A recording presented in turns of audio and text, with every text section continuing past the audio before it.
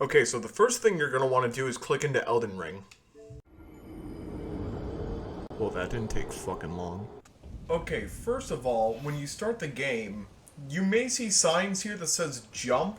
Don't fucking jump. They're a bunch of lying assholes.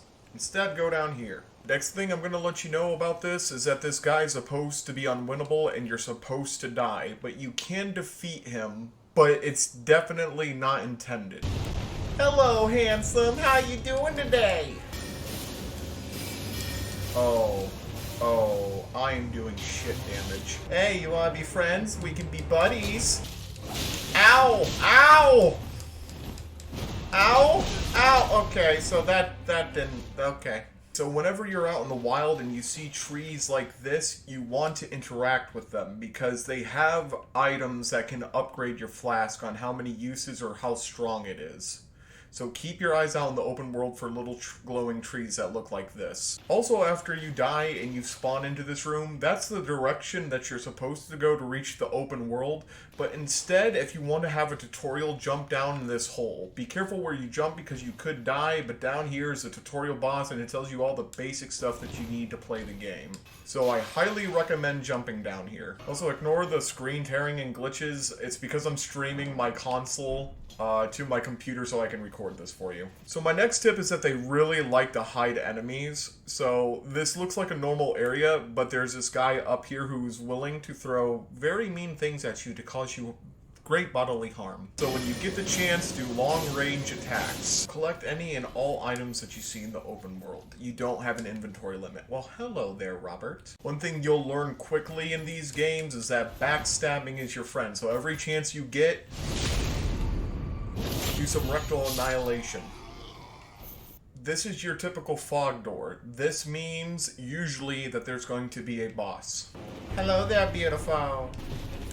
Ow! So after you completed the tutorial section, you'll arrive at this big heavy door, which leads you into the open world.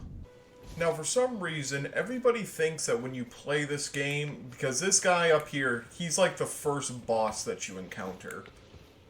All because you encounter him does not mean that you have to take him on. And I highly recommend that you just avoid him and head for this church over here.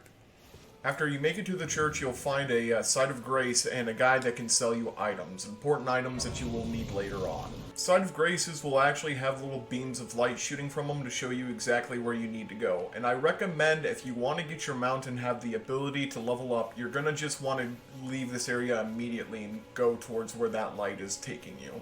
While you're outside of combat, you also have unlimited stamina, so that is also a good thing, so you can run the entire time. Now, once you make it about here, that site of grace is where you're going to want to head, but if you want to get the map completely uncovered, I recommend coming over here, sneak by this guy, and pick up this item. And now, you have the entirety of this section unlocked. After you grab that, you're going to want to run over here. Touch the site of grace and sit down, and you'll be greeted by a woman. Hey, Timmy, don't, okay, thank you, Timmy. Accept her offer. And then you'll unlock the ability to level up and you'll get your mount. And now for my last bit of advice. I'd be prepared before you go forward from this site of grace, because you're going to be greeted by a friendly giant. I named him Jackson. Ow!